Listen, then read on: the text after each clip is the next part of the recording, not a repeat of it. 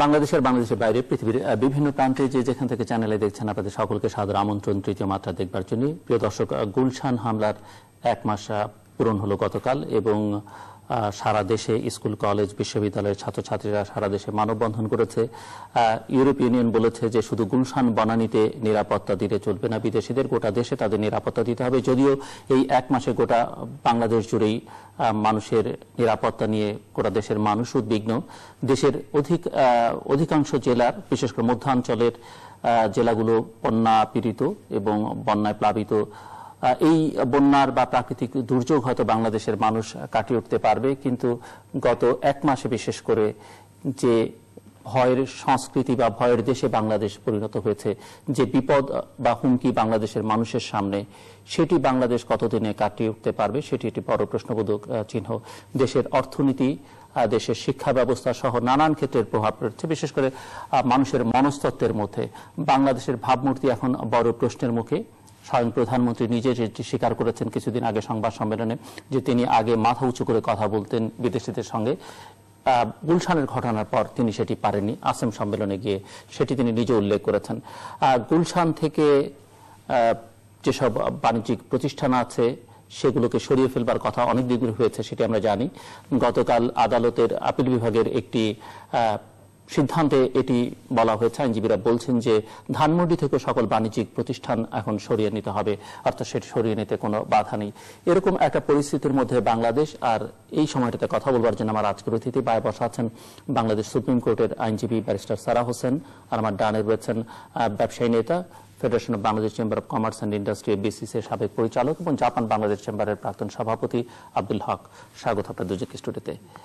Barrister সারা হোসেন, যে প্রসঙ্গটি আলোচনা করতে চাই, আমরা অনেকদিন ধরেই বাংলাদেশের মানবাধিকার নিয়ে কথা বলছি, আপনি নিজেও এই বিষয় নিয়ে কাজ করেন। দেশের বাইরে থেকে বাংলাদেশের মানবাধিকার পরিস্থিতি নিয়ে নানা রকমের কথাবার্তা নানান সময় বলা হয়। নিরাপত্তা নিয়ে এখন প্রচুর কথাবার্তা হচ্ছে, গত কয়েক বছর ধরে হচ্ছে, এবং গুলশান অ্যাটাকের পরে তো অনেক বেশি কথাবার্তা বলা হচ্ছে। কিন্তু বাংলাদেশে কারো কোনো বিশ্লেষক বা রাষ্ট্রের কর্তা ব্যক্তিদের কারো কথায় মনে হচ্ছে যে মানবাধিকার এবং নিরাপত্তা এই দুটোর মধ্যে এক ধরনের সংঘাত আছে। অর্থাৎ আপনি যদি মানবাধিকার নিশ্চিত করতে যান তাহলে আপনি একটা পুরোদস্তুর নিশ্চিত নিরাপত্তা পাবেন না দেশে, আর যদি আপনি নিরাপত্তা নিশ্চিত করতে চান তাহলে মানবাধিকারের কথা অত বেশি জোরে সোরে বললে চলবে না। তো আপনি বিষয়টাকে আসলে কিভাবে দেখেন? আমার মনে হয় মানবাধিকার এবং নিরাপত্তা অবশ্যই দুটো ওতপ্রোতভাবে জড়িত, এবং এগুলোকে আলাদা করতে গিয়ে আমরা এই ধরনের সমস্যার মধ্যে পড়ছি। এবং এটা শুধু আমাদের সরকার না, আমরা আন্তর্জাতিকভাবে অনেক সরকারের কাছে এই কথাগুলো শুনি এখন, বিশেষ করে যখন আমরা সারা পৃথিবী জুড়ে জঙ্গিবাদ মোকাবেলা করছি, যে আমাদেরকে শোনানোই হচ্ছে যে না, জঙ্গিদেরকে মোকাবেলা করতে হলে, তাদেরকে দমন করতে হলে আসলে এই দমন পীড়ন নীতির মধ্যে আমাদের থাকতে হবে। মানবাধিকারকে আমরা প্রশ্রয় দিতে পারবো না, দিতে গেলে দেখা যাবে যে আসলে এমন পরিস্থিতি দাঁড়াচ্ছে যে আমরা জঙ্গিদের কাছে আমরাই পরাজিত হয়ে যাব। কিন্তু বাস্তবে আমরা যেটা দেখছি যে এই ধরনের একটা অবস্থান নেওয়ার কারণে যে বিভেদগুলো সৃষ্টি হচ্ছে, যে ভয় বিভিন্ন দেশের মধ্যে যে ভয়ের সংস্কৃতি তৈরি হয়েছে, এখানে আমি বলবো এটা শুধু বাংলাদেশে আমাদের একার অভিজ্ঞতা না। বাংলাদেশে আমাদের এই ঘটনা 1 জুলাইয়ের ঘটনার পরপরই, তখন এটা পুরো পত্রিকায়, পুরো পৃথিবীতে এই ঘটনা পুরো পৃথিবীতে সব পত্রিকায় ফ্রন্ট পেজ নিউজ হয়েছিল। কিন্তু তার কদিন পরে আমরা দেখলাম ফ্রান্সের নিসে ঘটনা ঘটলো, জার্মানিতে ঘটনা, 3টার মতো ঘটনা, এক সপ্তাহের মধ্যে 4টা ঘটনা ঘটলো। তারপরে আমেরিকার আগের মতো কিন্তু আবারও রিপোর্টে দেখলাম যে প্রতি 84 ঘন্টায় আইএস এর একটা করে অ্যাটাক হয় কোথাও না কোথাও। রাইট, আমরা সেই প্যাটার্নের মধ্যে আমরা একটি উদাহরণ মাত্র, যদিও ভয়াবহ একটা ঘটনা আমাদের জন্য এবং সারা পৃথিবীর জন্য, কিন্তু একটাই মাত্র ঘটনা আরো অনেক কিছুর মধ্যে। তো সেই অবস্থায় যেটা আমরা দেখছি যে প্রত্যেক দেশে একই ধরনের প্রবণতা, আইনটাকে কিভাবে দূরে ফেলা যায়, আইনের শাসন বাদ দিয়ে অন্যভাবে একটা জরুরি অবস্থার মধ্যে কিভাবে দমন করা যায় জঙ্গিবাদের, সেই বিষয়গুলো সামনে এসে গেছে। ফ্রান্সে যেমন আমরা দেখছি আবার জরুরি অবস্থা ঘোষণাই করা হয়েছে, কিন্তু আমাদের ইতিহাস তো বলে না যে এইভাবে আসলে সমাধানগুলো আসে। এবং যে জিনিসটা আমরা দেখছি এখন, যে ভয়, যে ভীতি 1 জুলাই তৈরি হয়েছিল এই হোলি বেকারির ঘটনার পরে, তারপর আমরা দেখছি অন্যান্য যে সব রিয়াকশন গুলো হচ্ছে সরকারের কাছ থেকে, অনেকগুলো পদক্ষেপ আমরা দেখছি, সেখানে মানুষের মধ্যে আস্থা বা অভয় আনার চাইতে বরঞ্চ ভয় আরো বেশি বাড়ছে। ভয় ছিল 1 জুলাইয়ের পরে যে আমার যে কোনো জায়গায় গেলে, যে কোনো শপিং মলে গেলে, রাস্তায় গেলে, ক্যাফে রেস্টুরেন্টে গেলে হঠাৎ আমার প্রাণহানি হয়ে যেতে পারে। এখন হচ্ছে যে না, আমি জীবিকা অর্জন করতে পারবো না, ব্যবসা বাণিজ্যের উপর আক্রমণ আসছে, সবকিছু নিয়ে একটা অস্থিতিশীল একটা প্রতিক্রিয়া এবং একটা অবস্থা। তো যেভাবে একটা অবশ্যই ব্যাপারটা জরুরি এবং হ্যাঁ জরুরিভাবে মোকাবেলা করতে হবে, কিন্তু আমার মনে হয় সবাইকে নিয়ে চিন্তা করে কিভাবে জিনিসটা সমাধান করতে পারে এবং কেন জঙ্গিবাদের উত্থান হচ্ছে সেই বিষয়টা নিয়ে একটু ভাবা উচিত। যে দেশের ভিতরে, আমাদের দেশ না পৃথিবী জুড়ে যে বিভেদ, যে ধরনের আগ্রাসন আমরা মধ্যপ্রাচ্যে দেখছি, আমাদের দেশের মধ্যে যে ধরনের রাজনৈতিক অবস্থান, যেখানে এই ঘটনাগুলোর আগেও তো কথা বলার মতো কোনো কথা বলার জায়গা ছিল না, সভা সমাবেশ করার মতো পরিস্থিতি ছিল না, সংগঠন করার জায়গাগুলো অনেকটা সংকুচিত হয়ে গেছে, সেই বিষয়গুলো বা সেই অবস্থা কতদূর আসলে প্রবণতা রাখছে জঙ্গিবাদের উত্থানের উপর। এইসব বলে আমি জঙ্গিদেরকে কোনোভাবে ক্ষমা করতে চাচ্ছি না, বলতে চাচ্ছি না যে না আহারে বাচ্চারা তারা জঙ্গি হতে বাধ্য হলো। অবশ্যই তাদের দোষ আছে খুব বড় করে এবং তাদেরকে আমাদের মোকাবেলা করতেই হবে। হ্যাঁ, আইনের আওতায় এনে বিচার করতে হবে। এটা হওয়া উচিত আমাদের অবস্থান। আমরা জঙ্গি মোকাবেলা করতে গিয়ে আমরা নিজেরা কেন জঙ্গিতে রূপান্তরিত হব, এটা নিয়ে আমাদের একটু সতর্ক থাকা উচিত। এমনিতে আপনার কি ধারণা যে বাংলাদেশে তো সন্ত্রাসবাদের সঙ্গে পরিচয়, স্বাধীনতা তো বাংলাদেশে নানা ফর্মে নানা নামে আমরা দেখেছি। এই যে জঙ্গিবাদ, যেটির সঙ্গে একটা ধর্মের সম্পর্ক আছে, জঙ্গি শব্দের সঙ্গে এখন বিশেষ করে ইসলাম ধর্মের একটা সম্পর্ক তৈরি হয়ে গেছে, এর বিস্তারের কারণটা কি? আমরা বিশেষ করে 2003-04 বা তারও আগে থেকে 96-এর আগ থেকেও কিছু কিছু ঘটনা আমরা দেখেছি যে এই যে বাংলাদেশে এটি বিস্তৃত হচ্ছে, নানা রকমের ব্যাখ্যা এখানে নানানজন করছে। কেউ বলছেন যে সমাজে অসাম্য আছে, সমাজে কথা বলবার স্পেস নেই, গণতন্ত্র নেই, এটি কারণ। কেউ বলছেন যে এখানে একটা আন্তর্জাতিক সম্পর্ক তৈরি হয়েছে। কেউ বলছেন যে এখানে বিশেষ বিশেষ রাজনৈতিক দলের সঙ্গে, বিশেষ করে স্বাধীনতা বিরোধী রাজনৈতিক শক্তির সঙ্গে জড়িত হয়ে পড়েছে। আসলে কারণটি কি বলে মনে হয়, বা এটি এত বিস্তৃত হলো কিভাবে? এবং আবার কেউ কেউ বলছেন যে এটি এখন ইসরায়েল, আমেরিকা, বিশেষ করে আমার এখানে বিভিন্ন শোতে আমরা দেখি অনেকেই মনে করেন যে এটি সেই ইরাক যুদ্ধের থেকে যে যাত্রা শুরু তারই একটা সম্পর্ক এখনো আছে এবং সেই বিষয়টি এখন পর্যন্ত কন্টিনিউ করছে। সব মিলিয়ে বা কেউ কেউ সরকারের অনেক গুরুত্বপূর্ণ ব্যক্তিবর্গ বলেন যে আন্তর্জাতিক কিছু কিছু শক্তি বাংলাদেশকে স্টেবল দেখতে চায় না, সো দ্যাট তারা এটি অর্থায়ন করছে, অস্ত্রের যোগান দিচ্ছে। প্রথম জিনিসটা যে প্রথম বিষয়টা হচ্ছে যে এখানে কোনো একক কারণ আমরা হয়তো খুঁজে বের করতে পারবো না, এবং কোনো একটা কারণ বের করে সেইটা নিয়ে দাঁড়িয়ে থাকাটা মনে হয় ভুল। অবশ্যই এটা অনেক জটিল একটা ব্যাপার, এবং আবারও বলি যেটা শুধু বাংলাদেশের বিষয় না, এখন পৃথিবী জুড়ে আমরা দেখছি যে জঙ্গিবাদের উত্থানের বিষয়টা দেখা যাচ্ছে, কিন্তু বাংলাদেশের এটার রূপ আমরা কিরকম দেখছি? একই চেহারা কি দেখে আসছি না? এই চেহারার আসলে নতুন নতুন রূপ আমরা দেখতে পাচ্ছি, এবং রূপ বদলাচ্ছে কেন? কেউ আমার কাছে বিশ্বাসযোগ্য না যে বাংলাদেশের জঙ্গিবাদের উত্থান শুধুমাত্র মধ্যপ্রাচ্যের আগ্রাসনের সাথে জড়িত। কারণ এগুলো যদি আমরা ধরে নিই 2003-04 2002 ওরকম সময় থেকে শুরু, তার আগে কেন তাহলে জঙ্গিবাদ, অথবা জঙ্গিবাদ না দেখলে মৌলবাদ কেন আমরা বাংলাদেশে দেখেছি? এবং মৌলবাদের যে রূপ বাংলাদেশে ছিল 71 থেকে শুরু করে বা তারও আগ থেকে যদি আমরা ধরি, সেটার মানে রাজনৈতিক কারণগুলো কি সেটা আমাদের বোঝায়, সামাজিক কারণগুলো কি। কিন্তু এখন যেভাবে মানে সন্ত্রাস এবং এখন যেভাবে জঙ্গিরা তাদের অপারেশনগুলো চালাচ্ছে, যেখানে একটা আন্তর্জাতিক বিষয় এখানে আছে, যে নিজেদেরকে শুধু বাংলাদেশি না ভেবে তারা হয়তো মনে করছে যে তারা আসলে আন্তর্জাতিক কোনো একটা আন্দোলনের অংশ হয়ে গেছে। এটা আমরা 90-এর দশকে বা তার আগে ওভাবে আমরা দেখি না। ডেফিনেটলি 71-এও অবশ্যই আন্তর্জাতিক সম্পর্কের ব্যাপার ছিল, পাকিস্তান সরকার পাকিস্তান সেনাবাহিনীর পক্ষ হয়ে মৌলবাদীরা তখন তাদের আক্রমণগুলো করেছিলেন, কিন্তু গুলশানের ঘটনার পরে দেখলাম 3জন বাংলাদেশি ছেলে সিরিয়ার রাজপথে, তাদের ভিডিও তারা এটিকে এবং তারা মনে করছে যে বাংলাদেশের চাইতে সেটা তাদের আসল জায়গা, বাংলাদেশকে তারা নিজেদের মনে করছে না এখন। তো এই পরিচয়ের যে ক্রাইসিসটা আসলে বা আইডেন্টিটি ক্রাইসিস, এটা কি থেকে তৈরি হয়েছে? আমরা কি তাদেরকে আসলে ঠেলে দিচ্ছি, বার করে দিচ্ছি? ওরা কেন মনে করতে পারছে না যে ওরা বাংলাদেশের অংশ? এবং এবারে যাদের পরিচয় আসছে সামনে, 1 জুলাইয়ের ঘটনা বা পরবর্তীতে কল্যাণপুরের ঘটনায়, তাদের ক্ষেত্রে কিন্তু মনে হচ্ছে না যে তারা বাংলাদেশের রাজনীতির সাথে এমনিও তেমন ভাবে জড়িত ছিল। কিন্তু তারা কেন মনে করলো যে এই আন্তর্জাতিক অঙ্গনে, আন্তর্জাতিক রাজনীতির মধ্যে তাদের একটা স্থান তারা খুঁজে পেল? তারা কি, আপনি যে অন্য কিছু এক্সপ্লেনেশন অবশ্যই আমরা পাচ্ছি যে না, এরা সব মানসিকভাবে অসুস্থ, মানসিকভাবে তাদের কোনো সমস্যা আছে, অথবা তারা মানে কোনো ধরনের শূন্যতা আছে, তাদের ব্যক্তিগত জীবনে কোনো ধরনের বড় ধাক্কা খেয়ে তারা এই দিকে চলে গেছে। যেমন আমেরিকার যেসব ঘটনা আমরা দেখি, যে খুব অল্প বয়সে যারা স্কুলে আছে হঠাৎ করে গান একটা কাঁধে নিয়ে তারা অনেকের উপরে ফায়ারিং শুরু করে ফেলে। এখানে পার্থক্যগুলো কি, সেগুলো তো আমাদের আরো পরিষ্কার করে বোঝার চেষ্টা করা। তো একটা কারণ বের না করে আমাদের পরিস্থিতির মধ্যে অনেকগুলো কারণে হয়তো যুক্ত আছে এবং বিভিন্ন গ্রুপের হয়তো বিভিন্ন রকমের লক্ষ্য আছে, কিন্তু অ্যাকশনটা একই রকম মনে হয়।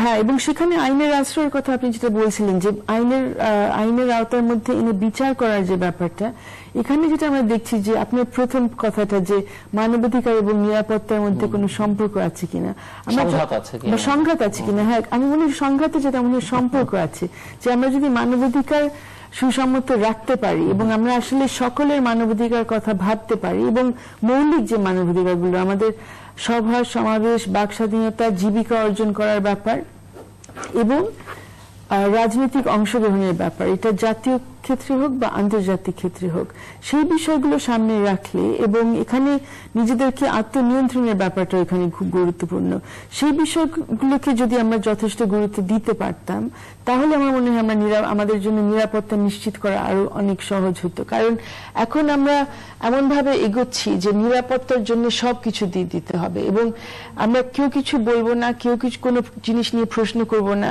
যাদের কাছে আমরা অবশ্যই তাকাচ্ছি, আমাদের সরকার, তারা আমাদের জন্য সবকিছু ঠিক করে দেবেন। কিন্তু আমাদের কোথায় এরকম উদাহরণ আছে যে এইভাবে মোকাবেলা করতে গিয়ে আসলে নিরাপত্তা আনা সম্ভব হয়েছে? আমার মনে হয় না সেই উদাহরণগুলো আমরা কোথাও খুঁজে পাবো। আরেকটি যে ছোট্ট প্রশ্ন করে আমি মিস্টার হকের কাছে যাচ্ছি, যে গত 1 মাসে আপনি নানা রকমের পদক্ষেপ দেখলেন, তার মধ্যে বড় পদক্ষেপ বা উল্লেখ করবার মতো সেটি হচ্ছে যে কল্যাণপুরের ঘটনা।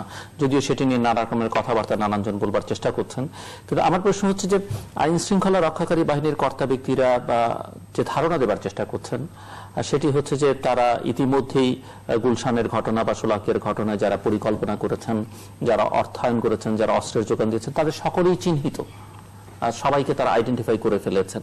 এবং আমরা দেখলাম যে জনপ্রশাসন মন্ত্রী তিনি বলছেন যে বাংলাদেশে জঙ্গিবাদের জও থাকবে না, এবং পুলিশের কর্তা ব্যক্তিরা যেটি বলছেন যে খুব বেশি সময় লাগবে না আর বাংলাদেশ থেকে জঙ্গিবাদকে দূরে ঠেলে দিতে বা নির্মূল করতে। সো এই যে আপনি কতটা আশাবাদী বা আস্থা রাখতে পারেন এই কথাগুলোর উপরে?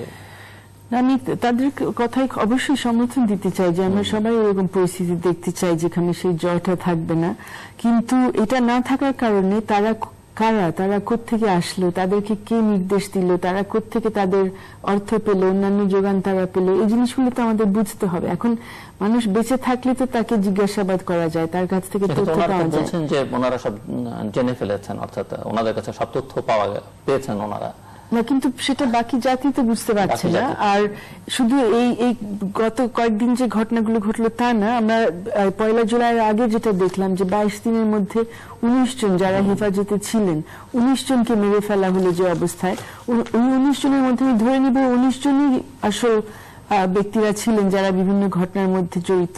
তো তাহলে তাদের কাছ থেকে তো অনেক তথ্য পাওয়ার ব্যাপার ছিল। মেরে ফেলা হলো কেন, এবং কেন মেরে ফেলা ছাড়া অন্য কোনো বিকল্প কোনো পথ থাকছে না? মানে কেন আমরা বিচারে যেতে পারছি না? বা আমরা মনে হয় নিজেদেরকে নিয়ে গর্ব করি একটা রাষ্ট্র হিসেবে বা একটা জাতি হিসেবে যে আমরা আইনের আওতায় সবাইকে আনতে চাই এবং আইনের শাসনে আমরা বিশ্বাস করি। তা যদি করি তাহলে আমাদের অতটুকু আস্থা রাখা উচিত যে আইন পর্যন্ত আমরা যাব, বিচার পর্যন্ত আমরা যাব, বোঝার চেষ্টা করব যেগুলো কেন হলো এবং আসলে বিচারের কাঠগড়ায় এদেরকে দাঁড় করাবো। কিন্তু সেটা না করে আমরা যেরকম করে লাশ ফেলতে দেখছি, এবং শুধু লাশ ফেলা না, তদন্তের ক্ষেত্রে যেটা দেখছি, যে কারণে এখানে একটু অনাস্থা কিন্তু চলেই আসে। এই যে হোলি বেকারির যে ঘটনাটা, তার প্রেক্ষিতে দুইজনকে সন্দেহ করে এখন যে পুলিশের হেফাজতে রাখা হয়েছিল। এখন বেশ কদিন ধরে শুধু বাংলাদেশে না, আন্তর্জাতিক মহলে এখন লেখালেখি হচ্ছে যে আসলে তারা কোথায়, এবং আমাদের পুলিশের পক্ষ থেকে কিন্তু বলা হচ্ছে যে আমরা ঠিক বলতে পারছি না। তো এই অবস্থা কেন থাকবে? তারা অবশ্যই জানবেন তারা ছেড়ে দিয়েছেন কিনা,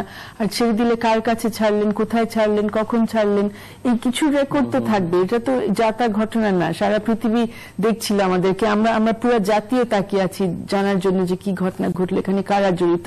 এই দুজন যদি জড়িত থাকে তাদেরকে নিয়ে আসা হোক সামনে, আমরা শুনি ওরা কি করেছে। আর যদি না জড়িত থাকে তাহলে তারা কোথায় এখন, এই প্রশ্ন তো আমাদের করতে হচ্ছে। জি, আসবো আবার আপনার কাছে। মিস্টার আব্দুল হক একজন ব্যবসায়ী নেতা হিসেবে, ব্যবসায়ী হিসেবে বা নাগরিক হিসেবে কোথায় দাঁড়িয়ে আছে বাংলাদেশ, কি মনে হচ্ছে? এমন একটা সময় ঘটনাগুলো ঘটলো যখন বাংলাদেশ একটা ফেজ, নতুন একটা অধ্যায়ের দিকে এগোচ্ছিল, যখন কিনা আমাদের অনেক মূল্যবান অবকাঠামোগুলো তৈরি হওয়ার পথে হাত দেওয়া হয়েছে। যেমন পাওয়ার হাউস থেকে শুরু করে এই ঢাকা চট্টগ্রামের এক্সপ্রেসওয়ে কিংবা নতুন ব্রিজগুলো হচ্ছে, ঢাকায় মেট্রো রেল থেকে আরম্ভ করে, এটা কিন্তু আমাদের সার্বিক উন্নয়নের জন্য অত্যন্ত গুরুত্বপূর্ণ একটা অধ্যায়। কারণ বিনিয়োগ চাইলেই কিন্তু বিনিয়োগ আসবে না, এবং অর্থনৈতিক অবস্থার একটা বড় পরিবর্তনের জন্য এই অবকাঠামোগুলো ভীষণ দরকার ছিল। তার সাথে অবশ্যই সামাজিক অবকাঠামো গুরুত্বপূর্ণ, যেটা আইনের শাসন, যেটা ব্যারিস্টার সারা যথার্থ বলেছেন, এবং জনগণের মধ্যে রাষ্ট্রের শান্তি শৃঙ্খলা, এগুলো তো অত্যন্ত গুরুত্বপূর্ণ পূর্বশর্ত। তো এখন আমরা এমন এক সময় অভিজ্ঞতাটা পেলাম যখন কিনা এই পরিবর্তনে আমরা বেশ ভালো অগ্রগতি করছিলাম, এবং যারা শিকার হলো তারা কিন্তু আমাদের অত্যন্ত গুরুত্বপূর্ণ উন্নয়ন অংশীদার। আমাদের ব্যাপারগুলোতে অনেক হয়তো আমার মনে হয় যে চিন্তাবিদ যারা আছেন, আমাদের ইনস্টিটিউশনগুলো আছে, সরকারের থিঙ্ক ট্যাঙ্ক আছে, গোয়েন্দা সংস্থা, তারা এগুলো বিবেচনা করবে, চিন্তা করবে যে কারা এর সাথে জড়িত। আমি শুধু বলবো যে আমার ছোট ছেলেটি ঢাকা ইউনিভার্সিটির আইবি থেকে পাশ করে একটা মাল্টি ন্যাশনালে কাজ করে। তাকে আমি জিজ্ঞেস করেছিলাম যে তোমার কি মনে হয় যে ইয়াং ছেলেরা যারা কেরিয়ারে যাওয়ার কথা, তারা কেন এইসব জায়গায় গেল? তো তাদের মতে যে ওরা ওদেরকেই রিক্রুট করে যারা একটু ব্যতিক্রমে চিন্তা করে, যারা একটু সমাজ বদলের চিন্তা করে, যারা একটু বিপ্লবী। আমাদের কৈশোরে আমরা দেখেছিলাম চে গুয়েভারাকে আমরা আদর্শ হিসাবে চিন্তা করতাম, যে সমাজ পৃথিবী বদলে দেবে, চে গুয়েভারার মতো আমরা হতে চাই। হয়তোবা ওইসব ছেলেদেরকেই টার্গেট করা হচ্ছে যারা একটু প্রোগ্রেসিভ। এর আগে মনে করতো মাদ্রাসার যে একটু লো ক্যালিবারের, তারা বোধহয় যাচ্ছে। এখন এইসব জায়গাগুলো আমি সম্পূর্ণভাবে ব্যারিস্টার স্যারের সাথে একমত, মেরে ফেলা কিন্তু কোনো সলিউশন নয়। সরকার হয়তো খুব কঠোর হস্তে জিরো টলারেন্স দেখাচ্ছেন, এবং সেটা নিঃসন্দেহে হয়তো পশ্চিমা জগৎ প্রশংসা করবে, কিন্তু জাতি হিসেবে, স্বাধীন জনগোষ্ঠী হিসেবে আমরা যারা মুক্তিযুদ্ধ করে একটি রাষ্ট্র অর্জন করেছি, সেই রাষ্ট্রে আমাদের নিজস্ব চিন্তাও থাকা দরকার। সেই চিন্তাটা হবে অনেক নিঃসন্দেহে মানবিক। প্রথমে আমরা মানবতার ব্যাপারটি থাকতে হবে, এবং আমরা মেরে ফেলে কি আসলে সমাধান করছি, নাকি ভীতি আরো ছড়িয়ে দিচ্ছি? আমরা কি টোটাল জনগোষ্ঠীকে সারা দেশে কি ভীতির সঞ্চার করছি কিনা? কারণ আমেরিকার বিশ্ববিখ্যাত চিন্তাবিদ এবং রাষ্ট্রনায়ক বেঞ্জামিন ফ্র্যাঙ্কলিন, তিনি বলেছিলেন যে সবচেয়ে বেশি ভয় পেতে হবে ভয়কে, রাষ্ট্র যেন কোনো ভীতির সঞ্চার না করে। তার মতো একজন বিশ্বনন্দিত রাষ্ট্রনায়ক, যারা আমেরিকার মতো এরকম একটা রাষ্ট্রকে পৃথিবীতে উপহার দিতে পেরেছিলেন, যেখানে আজও সবচেয়ে বেশি যারা মর্যাদাবান হচ্ছে তারা হলো liberty, right of speech, freedom, ধর্মের স্বাধীনতা, এমনকি ধর্মের সবারই স্বাধীনতা আছে। এবং সেখানে সারা পৃথিবীর মানুষকে এনে যে একটা পরিবেশ তৈরি, তার সৃজনশীলতাকে দিয়েই কিন্তু আমেরিকা দাবি করে আমরা কোনো রাষ্ট্র নেই, আমরা বিশ্ব। কারণ কি, সারা পৃথিবীর মানুষকে তারা ওই জায়গায় এনেছে এবং তাদের সৃজনশীলতাগুলোকে তারা নিতে পেরেছে। সেজন্য আমেরিকা এত শক্তিশালী। আমেরিকা মেরেট কোনো কান্ট্রি নয়, ইটস ওয়ার্ল্ড, তারা বলে থাকে। ক্লিন্টনের কথাটা বলেছেন। আমাদের দেশেও আমরা আজকে যদি ভীতিকে অনেক বেশি প্রাধান্য দিয়ে আমাদের বাহিনীগুলো, আমাদের সেনাবাহিনী কিংবা নিরাপত্তা বাহিনীগুলি কেন আছে? আমাদের জীবন এবং সম্পদের রক্ষার জন্য। এই রাষ্ট্র প্রক্লেমেশনে very learned lawyer is here, এবং তার পিতা, ওনার পিতা তো আমাদের সংবিধানের স্থপতি একজন। তারা কিন্তু চমৎকার করে বলেছিলেন যে এটা আধুনিক রাষ্ট্র হবে, সমাজতন্ত্র, গণতন্ত্র, চিন্তার স্বাধীনতা, ধর্মের স্বাধীনতা থাকবে। সমাজতন্ত্র তো ইতিমধ্যে আমরা হয়তো বাদ দিয়ে দিয়েছি বলা যায়, কারণ সবাই এখন বাজার অর্থনীতি নিয়েছে। আগের সরকারও নিয়েছে, বর্তমান সরকারও কিন্তু বাজার অর্থনীতিকে নিয়েছে। কিন্তু আমরা কি আমাদের ফান্ডামেন্টাল যে স্টেটহুড সেই জায়গাটায় কিন্তু এই প্রশ্নটা রাখতে চাই। ফান্ডামেন্টাল রাষ্ট্র বাংলাদেশ রাষ্ট্রটি যে আদর্শিক মতাদর্শে অনেক মানুষের রক্তের বিনিময়ে প্রক্লেম করলো, সারা পৃথিবী দেখলো, আমরা সে জায়গায় আছি কিনা, আমি এই প্রশ্নটি গোটা জাতির কাছে রাখছি আমাদের প্রজন্মের সব নেতৃবৃন্দের কাছে, সরকারের কাছে, সবার কাছে, যে মৌলিক রাষ্ট্র বাংলাদেশকে আমরা যদি খুঁজি কোথায় তাকে পাই। আমার অধিকার, আমার কথা বলার অধিকার, আমার বিচারের অধিকার, অর্থনৈতিক অধিকার, আমার জীবনের নিরাপত্তা, আমার সম্পদের নিরাপত্তা, আমার ভোটাধিকার, সমস্ত অধিকারের কথা চলে আসছে। এবং সেটা কোনো দল এককভাবে কোনো গোষ্ঠী কিন্তু দাবি করতে পারে না। এবং কোনো বাহিনী, সে বাহিনী কিন্তু শুধুমাত্র আমার জন্য, জনগণের জন্য সে নিবেদিত থাকবে। কোনো বাহিনীর কাছে কিন্তু আমরা বাধা ধরা নই। Therefore, আমার মনে হচ্ছে যে আমাদের এই জায়গাগুলিতে কিন্তু সম্ভবত আমরা চিন্তা করছি না, কিংবা ইনস্টিটিউশনগুলো কি কাজ করছে না মনে হচ্ছে। কারণ এখন দরকার ছিল পার্টিশন, ব্যাপার ছিল না। এই রাষ্ট্র যখন এরকম একটা অবস্থায় পতিত হয়েছে, তখন ডেফিনেটলি সরকারের কাছে আমরা এটাই কামনা করবো যে সরকার এটাকে জাতিগতভাবেই দেখবেন। এবং জাতিতে আপনি কাউকে বাদ দিয়ে কিন্তু করতে পারবেন, আপনাকে ইনক্লুসিভ করতে হবে। যেটা বিউটি, যেমন ভারতের হাজারো সমস্যা আছে, তারপরেও তারা কিন্তু ইনক্লুসিভ পলিটিক্সটা আসার জন্য ভারতের কিন্তু এই যে জাত পাত বর্ণ বিভেদ ভয়ঙ্কর সমস্যা, সেই তুলনায় বাংলাদেশ কিন্তু সত্যিকার অর্থেই জাতি রাষ্ট্র হিসাবে হওয়ার মতো আলামত এখানে আছে। জাপানিরা বলে তোমরা জাতি রাষ্ট্র, কারণ তোমরা এক ভাষাভাষী মানুষ। আমাদের ধর্মের সমস্যা কিন্তু ব্যাপক কোনো সমস্যা নয়। বৃহত্তর বেঙ্গল নিয়ে হয়তো বাংলা রাষ্ট্র ছিল, হওয়া উচিত ছিল আইডিয়ালি, কিন্তু সেটা হয়তো দেয়নি ভারতীয় পুঁজি, বৃহৎ ভারতীয় পুঁজি এবং ব্রিটিশ পুঁজি সেটাকে ক্রাশ করেছে, সেটাকে ধ্বংস করেছে। কিন্তু আমরা যখন দুইবার স্বাধীন হলাম, আজও আমার মনে হয় যে আমরা কিন্তু স্বাধীনতার উজ্জীবিত স্বাধীন জনগোষ্ঠীকে নতুন চিন্তা চেতনায়, নতুন রাষ্ট্রবিন্যাস, নতুন বিচার ব্যবস্থা, নতুন প্রশাসন, নতুন অর্থনীতি, নতুন সমাজনীতি, নতুন আপনার পুঁজির অধিকার আমরা কোনোটাই দিতে পারিনি। এটা আমি এই প্রজন্মে, আমার বয়স 65, আমি লজ্জিত, আমি মর্মাহত, আমার হয়তো মৃত্যু হবে হতাশা নিয়ে। তবু আমি আমার নতুন প্রজন্মের কাছে আশাবাদ রাখতে চাই যে তারা এই দেশটাকে বদলে দেবে। কারণ আমরা যুদ্ধ করে একমাত্র উপমহাদেশে আমরাই স্বাধীন হয়েছি, আর সবগুলো ছিল নেগোসিয়েটেড সেটেলমেন্ট। ভারত, পাকিস্তান সবগুলো হলো নেগোসিয়েটেড সেটেলমেন্ট, আমরা কিন্তু নেগোসিয়েটেড না, we have fought for it, এবং এটা গণযুদ্ধ ছিল। অতএব আমার মনে হয় বাংলাদেশকে হয়তো খুঁজে আনতে হবে, নতুন করে আবিষ্কার করতে হবে তার মূল স্পিরিট, মূল আইডিয়ালিজম। আজকে সারা পৃথিবীতে আমরা দেখছি বিচ্যুতি। আমেরিকার মতো দেশেও ট্রাম্পের মতো মানুষ প্রেসিডেন্ট হতে চাচ্ছেন, তার বক্তব্যে মনে হচ্ছে এটা যদি প্রেসিডেন্ট তিনি যদি হন তাহলে কি হবে পৃথিবীর অবস্থা, যে আমেরিকা পতন কোথায় গিয়ে কোথায় দাঁড়াবে। এর আগে বুশ হয়েছিলেন, তাকেও কিন্তু আমেরিকান ইন্টেলেকচুয়ালরা গ্রহণ করেন নাই, কিন্তু তিনি হয়ে গিয়েছিলেন। এখন যদি ট্রাম্প হয় তাহলে বিউটি হচ্ছে আমেরিকা, তারপর সেখানে মানুষ বলছে। কিন্তু তারপরেও তো পৃথিবীতে আজকে যে আরবের কথা ব্যারিস্টার সারা যথার্থ বলেছেন, যেখান থেকে উৎস হয়েছে সমস্যা ইসরায়েল এবং প্যালেস্টাইন থেকে, সেটা কিন্তু কেউ আলোচনা আমরা ভুলিয়ে গিয়েছি মনে হয় যেন। সেখান থেকে কিন্তু বঞ্চনা, রাজনৈতিক বঞ্চনার কারণে আরবের মধ্যে যে ইউরোপিয়ানরা যে আরবকে নিজেদের মতো করে ভাগ করেছিল, লিবিয়াকে, সিরিয়াকে এবং ইরাককে, আজও তারা সেটা নিয়ে খেলছে। এখনো তারা সেখানে কিন্তু আবার নতুন করে আরো কতগুলো রাষ্ট্র করতে চায়, কুর্দিদের জন্য একটা, সুন্নিদের জন্য একটা, শিয়াদের জন্য একটা। এইসব সমস্যার আমাদের এখানে এসে পড়ছে। আজকে যদি আমার মনে হয় বাংলাদেশের জন্য অনেকগুলো থ্রেট সামনে, একটা হলো যে আন্তর্জাতিক সন্ত্রাসবাদ এখানে এসছে, সরকার মোকাবেলা করার চেষ্টা করছে, আমরা সরকারকে সমর্থন করব। কিন্তু যেটা আমাদের অবশ্য আন্তর্জাতিক যোগাযোগ বা সম্পর্কের কথাটা তাদের মধ্যে, তারা হয়তো এক ধরনের রোমান্টিসিজমে ভুগতেছে, তারা হয়তো সরাসরি আইএসএফ বলে আমরা সরকার যেটা বলছে এটা যথার্থ, কিন্তু এখানে আমাদের যে নিরাপত্তা, কিন্তু আমাদের যে বিনিয়োগকারীদের প্রতি যে হামলা হুমকিটা শুরু হয়েছে, তাতে আমাদের জন্য এটা অনেক ক্ষতির কারণ হতে পারে। সেই জন্য জাতিগতভাবে আমাদের টোটালি এখানে আমাদের সমস্ত বাহিনীগুলোর ক্ষমতা নিয়ে প্রশ্ন উঠেছে, তাদের ইন্টেলেকচুয়াল এবিলিটি নিয়ে, তাদের ইন্টেলেকচুয়াল অ্যাকশনের ব্যাপার নিয়ে প্রশ্ন উঠেছে। আমাদেরকে প্রশ্ন করেছে বিদেশিরা যে তারা কি করছিল, তারা কি যথার্থভাবে কাজ করছে কিনা। সেখানে কিন্তু অনেক ক্যাপাসিটি বিল্ডিং এর প্রশ্ন দেখা দিয়েছে। আমি একটা প্রশ্ন করতে চাই, এই প্রশ্নটা আপনার কাছে, যে ঘটছে তো পৃথিবীর সব দেশেই কম বেশি, উন্নত দেশগুলো, মার্কিন যুক্তরাষ্ট্র থেকে শুরু করে ফ্রান্স বলি, জার্মানি বলি, সব জায়গায় ঘটছে।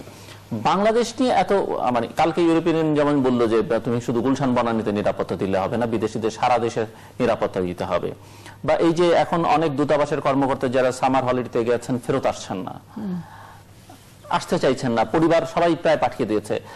বিভিন্ন আন্তর্জাতিক সংস্থা বলছে তাদের স্টাফদের যে তোমরা বাড়িতে বসে কাজ করো, পারতপক্ষে প্রয়োজন না পড়লে অফিসেও আসবে না, বাড়ির বাইরেও যাবে না। এত অস্থায়ীনতা কেন? হচ্ছে তো সব জায়গায়। কেউ তো আর ফ্রান্সে যাওয়া, মার্কিন যুক্তরাষ্ট্রে যাওয়া বন্ধ করছে না, বাংলাদেশে আসা বন্ধ করতে হবে কেন? বাংলাদেশ ছোট দেশ, তাকে আমরা তো রিসিভার, আমরা তো মনে করেন যে ডিকটেট করার অবস্থানে নাই, সেজন্য বাংলাদেশকে এগুলো বলা খুব সহজ। আমার মনে হয় তারপরে একটা তো হচ্ছে ডিকটেট করার, এটা একটা দিক, আরেকটা হচ্ছে যে কনফিডেন্সের জায়গাটা তো থাকবে কেন? এখন গুলশানের মতো জায়গা হওয়াতে সহমত। কেউ কি ফ্রান্সে যেতে যাওয়ার আগে দুবার ভাবছেন যে আমি ফ্রান্সে যাবো কিনা বা জার্মানিতে যাবো কিনা? বাংলাদেশে আসার ক্ষেত্রে যতটা ভাবছে বিদেশিরা, এখন কোনো বায়ার এখানে আসতে যাচ্ছেন। আমাদের সব ব্যবসায়ীদের, গার্মেন্টস ব্যবসায়ীদের হংকং এ বা ব্যাংককে গিয়ে মিটিং, রাজনৈতিক ব্যাপার, অর্থনৈতিক ব্যাপার আছে। আমরা গরিব, আমাদের মানে বাংলাদেশ ওইভাবে মনে করেন যে ওদের মতো ওই অবস্থানে নেই। আমাদের এখানে না এসে তারা যদি ব্যবসাটা অন্যত্র সরিয়ে নেয়, এগুলোর ব্যাপারেও কিন্তু এখানে অনেক বেনিফিশিয়ারি আছে। দেখা যাচ্ছে যে আমরা আমাদের অর্থনীতি রপ্তানি টোটালি এখনো গার্মেন্টস নির্ভর, অ্যাপারেল নির্ভর। তো অ্যাপারেলের নির্ভরের ব্যাপারটা হচ্ছে অনেক কান্ট্রি এখন প্রতিযোগী, তারা যাচ্ছে এবং সেখানে কেউ কাউকে ছাড় দেয় না অর্থনীতিতে। অর্থাৎ এই জায়গাগুলোকে আমাদের দেখতে হবে জাতিগতভাবে, আমাদের টোটাল জাতীয়ভাবে সরকারকে দেখতে হবে, যেটা ঠিক নেহায়তি ন্যারোলি দেখলে হবে না, যে এখানে অনেকগুলো অর্থনৈতিক ব্যাপার আছে যে আমাদের প্রতিযোগীরা আমাদেরকে কোণঠাসা করছে কিনা। এখানে অনেকগুলো দেশের যে এজেন্টরা কাজ করছে, তারা কি কাজ করছে, আমাদের দেশের বাহিনীগুলো দেখা উচিত তাদের অ্যাক্টিভিটি কি, তারা কি আমাদের অর্থনীতিকে এইসব অ্যাক্টিভিটির মধ্যে তাদের ভূমিকা কি, এগুলোও কিন্তু আমাদের জানা দরকার। সেই ক্যাপাসিটিটা আমাদের ডেফিনেটলি যতটুকু সম্ভব উঁচু মানে রাখা উচিত। আমাদের যে বাহিনী আছে, আমাদের তো আমরা স্বাধীন সেনা বাহিনী আছে, আমাদের বিভিন্ন নৌবাহিনী, বিমান বাহিনী, আমাদের নিরাপত্তা বাহিনীগুলো যথার্থভাবে যেন তৈরি থাকে। তারপরেও হবে না যে তা না হবে, কিন্তু আমার মনে হয় বাংলাদেশে হওয়াটা কঠিন হবে যদি বাংলাদেশ যেহেতু ছোট্ট একটা দেশ, এবং এখানে যদি সরকার জাতীয়ভাবে এটাকে সবাইকে ইনক্লুড করে, কোন দলই কিন্তু এটাকে প্রকাশ্যভাবে সমর্থন করতে পারবে না, কোন দলই করতে, তার কোনো জায়গা বাংলাদেশে হবে না যেখানে জঙ্গিবাদকে সমর্থন করবে। অর্থাৎ মূল জায়গাটা যেটা সালাম হোসেন বলেছেন, ব্যারিস্টার সালাম হোসেন, যে রাজনৈতিকভাবে যে কথাগুলো উনি বলেছেন, সেই জায়গাতে অ্যাড্রেস করতে হবে, পলিটিক্যাল এলাকাটাকে অ্যাড্রেস করা লাগবে সেই সরকারের। আমি একটা বিষয় আসতে চাই, সেটা হলো যে অর্থনীতির ক্ষেত্রে এই প্রশ্নটা পরে আসে। ওই বিদেশিদের জন্য কেন বেশি, হ্যাঁ একটা বিষয় অবশ্যই আছে যে ফ্রান্স বা জার্মানি বা আমেরিকার চাইতে বাংলাদেশে যে জিনিসটা পরিষ্কার যে খুব বেশি বিদেশি তো আমাদের মধ্যে নাই, মানে যাদেরকে একদম চেহারায় দেখে বোঝা যায় যে বাংলাদেশি না, সেটা একটা কারণ হতে পারে যে ওনারা অনেক সহজে টার্গেটেড হচ্ছেন এবং সেই কারণে বেশি ভয় পাচ্ছেন আসতে। কিন্তু আরেকটা বিষয় আছে যে কেউ কেউ কিন্তু এখনো আসছেন। আমি কয়েকদিন আগেই দেখলাম যে একজন উন্নয়ন কাজ করছেন এবং বিশেষ করে বিচার ব্যবস্থা নিয়ে বিভিন্ন দেশে কাজ করেন। ওনাকে আমরা জিজ্ঞেস করছিলাম বারবার যে আপনি কি আসলে আসবেন, আমাদের সাথে আসলে মাঠে যাবেন কিনা, যে সালিশ কর্মীরা কি করেন না করেন এগুলো দেখতে আসুন। বলছেন হ্যাঁ আমি অবশ্যই আসবো। বলে আপনি ভয় পাচ্ছেন না, আপনার এমবাসি আপনাকে বলছেন না যে যাওয়া দরকার নেই? বলছেন না, আমি এর আগে সোমালিয়াতে ছিলাম, তোমাদের এখানে আমার ভয় পাওয়ার একেবারে কিচ্ছু নেই। তো ওই জিনিসটা আমাদের মাথায় রাখা দরকার যে হ্যাঁ বাংলাদেশে একটা ঘটনা, ভয়াবহ ঘটনা ঘটে গেছে, কিন্তু পৃথিবীতে আরো অনেক কিছু হচ্ছে এবং সেই তুলনায় আসলে বাংলাদেশে যা হচ্ছে সেটা হ্যাঁ অবশ্যই খুব গুরুত্বপূর্ণ, খুবই ভয়াবহ। কিন্তু আমাদের যদি একটা রিলেটিভ লেন্সের মধ্যে দেখি, তাহলে আমাদের অত ভয় না পেয়ে বিষয়টা কিভাবে আমরা মোকাবেলা করব সেটা নিয়ে এখন ভাবা উচিত। এবং আমার মনে হয় আরেকটা জিনিস আমাদেরকে অনেক বেশি সাহস দেয় যে যেটা হক ভাই বলছিলেন যে এমন এমন দেশ আছে যেখানে এরকম কোনো ঘটনা ঘটলে সেটা বাহবা দেওয়ার জন্য লোকজন কিন্তু বেরিয়ে আসতো। বাংলাদেশে তো এমন একজনও কিন্তু বের হয়নি, সবাই কিন্তু বলছে সাথে সাথে পরিবার গ্রহণ করছে না, এমন অবস্থা হয়ে গেছে। তো সেটাও কিন্তু এক অর্থে একটা সাহসের জায়গা আমাদের জন্য যে আমরা সবাই একসাথে দাঁড়াতে চাচ্ছি, আমরা এটা মোকাবেলা করতে চাচ্ছি।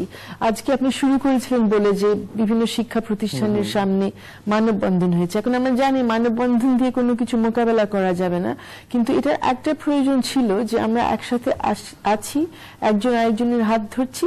এটা আরো বেশি গুরুত্ব লাভ করবে যদি আমরা ঠিক করি যে শুধু আমার একই মতের যে ব্যক্তি তার হাত না ধরে আমি আরেকজনের হাত ধরছি, কিন্তু আমরা একসাথে একই ভয়, একই সমস্যা আমরা একত্রে মোকাবেলা করতে যাব। ওই জায়গায় যদি আমরা দাঁড়াতে পারি তাহলে আমার মনে হয় আমরা অবশ্যই এখানে জয়ী হব। এবং সরকারের সমর্থন আমার মনে হয় সবাই দিতে চাই। আমরা মনে করছি যে হ্যাঁ, সরকার ছাড়া এই জিনিসটা হবে না। তো পাল্টা জিনিসটাও দরকার যে সরকারেও কিন্তু নাগরিকদেরকে তার আস্থায় নিতে হবে, মনে করতে হবে যে হ্যাঁ, নাগরিকের উপর ভর করে আমি কিন্তু জিতবো। এখন নাগরিক বা নাগরিক সংগঠনকে যদি মনে করা হয় যে তারাও আমাদের শত্রু, তাদেরকেও আমরা সাইডে রেখে কোনোভাবে আমরা সব সমাধান দিয়ে ফেলবো, সেটা বোধহয় সম্ভব না। আমি একটু অন্য প্রসঙ্গে এভাবে এই জায়গায় আনতে চাচ্ছিলাম যে আমরা জানি গত কয়েকদিন আগে একটা খবর আসছে পত্রিকায় যে বেসরকারি সংস্থার নিয়ন্ত্রণের জন্য যে আইনটি আছে সেটার ব্যাপারে একটা নতুন সংশোধন প্রস্তাব, বেসরকারি উন্নয়ন সংস্থা, বেসরকারি উন্নয়ন সংস্থা বা এনজিও রেগুলেট বা নিয়ন্ত্রণ করার জন্য একটি আইন আছে।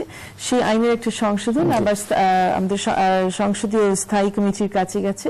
তো স্থায়ী কমিটির একটা সুপারিশ আসছিল যে কোনো এনজিও যদি কোনো বিদ্বেষমূলক অথবা অশালীন মন্তব্য করে সংবিধান নিয়ে অথবা কোনো সাংবিধানিক প্রতিষ্ঠান নিয়ে অথচ সংসদ, তাহলে তাদের পুরো রেজিস্ট্রেশন বাতিল হয়ে যাবে। এবং সম্পূর্ণ আমার মতে সম্পূর্ণ অযৌক্তিক এবং খানিকটা হাস্যকর একটা বিষয় যে এরকম একটা সংশোধনী কেউ প্রস্তাব করতে পারে, কিন্তু এটা একেবারে সিরিয়াসলি ওনারা নিয়ে এসছেন।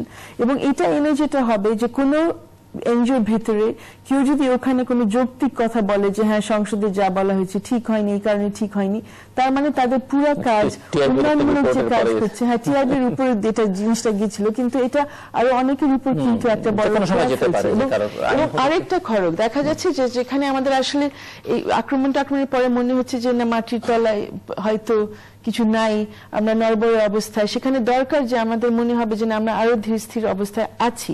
তো এরকম আক্রমণ যখন আসে তখন মনে হয় যে মাথার উপর একটা খড়গ আছে, যে কোনো মুহূর্তে এটা আমাদের উপর পড়বে। অর্থাৎ রাষ্ট্রে কিন্তু আরো হাতিয়ার নিজের কাছে নিয়ে নিচ্ছে যে কখন কার উপর সে কি ধরনের দমন পীড়ন চালাবে। তো এই ধরনের, এটা জাস্ট একটা উদাহরণ দিলাম। এই ধরনের উদাহরণের আমাদের মনে হয় যে না, সবাইকে নিয়ে বিভিন্ন সাংগঠনিক শক্তি যেগুলো আসলে জঙ্গিবাদ মোকাবেলা করার জন্য বড় শক্তি, যেগুলো আমাদের দেশে মানবাধিকার স্থাপন করার জন্য বড় শক্তি, এনজিওগুলোর একটা বড় অংশই আসলে এই কাজে সহায়তা বা হ্যাঁ, এবং তারা শিকারও হয়েছেন। কিন্তু আমরা জানি 90-এর দশকে যেমন ব্র্যাক গ্রামীণ ব্যাংকের উপর আক্রমণ এসেছিল, পরবর্তীতে বিভিন্ন নারী সংগঠন যারা আমার এখন মনে পড়ছে যে 2003-04-এর দিকে আর আরো আগে 2002-03-এর দিকে কয়েকটি নারী সংগঠন যারা তখন যুদ্ধ অপরাধের বিরুদ্ধে তখন তারা কিন্তু সোচ্চার ছিলেন এবং তারা 2001-এর নির্বাচনের সময় বলেছিলেন যে যুদ্ধ অপরাধের জন্য কেউ যেন ভোট না দেয়। তখন তাদেরকে কিন্তু বাতিল করার চেষ্টা করা হয়েছিল এই সব আইনগুলো ব্যবহার করে। তো এই ইতিহাসগুলো তো ভুলে গেলে হবে না। এখানে একটা ইতিহাস আছে যে 45 বছর ধরে অনেকে বিভিন্ন সংগঠনের মাধ্যমে, রাজনৈতিক এবং অরাজনৈতিক সংগঠনের মাধ্যমে মৌলবাদ মোকাবেলা করার চেষ্টা করেছে। তো সেইটা আমাদের ভীতি আছে বলে আমি খুব একটা অনাস্থা মধ্যে যাচ্ছি না। আমার মনে হয় ওই ভীতি আছে বলে আমরা অগ্রসর হতে পারবো, কিন্তু সবাইকে একসাথে নিতে হবে। অবশ্যই যারা জঙ্গিবাদকে প্রশ্রয় দিচ্ছে তাদেরকে সাথে না, সেটা তো ধরে নেওয়া হয়। আমরা যখন আমরা যখন একত্রে বলছি যে না, সবাই নিয়ে করতে হবে, অবশ্যই তাদেরকে নিয়ে করা যাবে না যারা এদেরকে প্রশ্রয় দিতে চায় বা যাদের একই ধরনের মতাদর্শ আছে, কিন্তু তাদের বাদে যারা দাঁড়াতে চায় তাদেরকে নিতে হবে, এছাড়া আমরা পারবো না জিনিসটা। একজন আইনজীবী হিসেবে কি মনে হয়, বাংলাদেশের আইন কানুনের কোনো কোথাও কোনো ত্রুটি বা সমস্যা দেখতে পান বা নতুন কোন আইনের প্রয়োজনীয়তা অনুভব করেন এই বিষয়টা অ্যাড্রেস করার জন্য? আমাদের নতুন আইন অনেকগুলো তো হয়েছে। আমাদের এখন সন্ত্রাস বিরুদ্ধে একটা আইন আছে, তার মধ্যে পুলিশের কাছে প্রচুর ক্ষমতা দেওয়া হয়েছে, রাষ্ট্রের কাছে প্রচুর ক্ষমতা দেওয়া হয়েছে। সমস্যাটা হচ্ছে যখন আমরা বলছি যে কেন আইন নিজের হাতে তুলে নিচ্ছে পুলিশ অথবা অন্যান্য আইন শৃঙ্খলা বাহিনী, সমস্যাটা সেই জায়গায়, কারণ তাদের কাছে অনেক কিন্তু ক্ষমতা দিয়ে দেওয়া হয়েছে প্রচলিত আইনের মধ্যে, নতুন নতুন আইনের মধ্যে, সেগুলোর মধ্যেও কিন্তু ওনারা থাকছেন না। বিষয়টা সেই জায়গায়, যে ক্ষমতা আছে সেটা তার কিন্তু আইন অনুযায়ী ব্যবহার করা উচিত।